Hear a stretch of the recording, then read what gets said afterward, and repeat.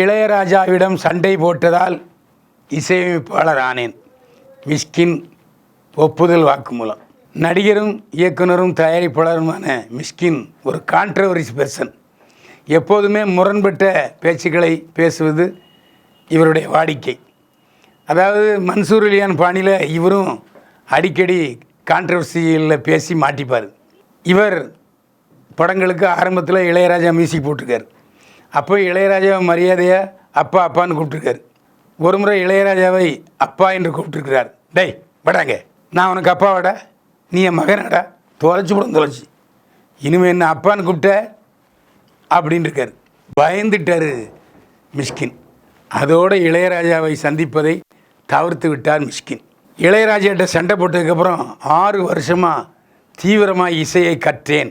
இப்போது டெவில் படத்தின் மூலம் இசையமைப்பாளர் ஆகியிருக்கிறேன்னு சொன்னார் மிஷ்கின்.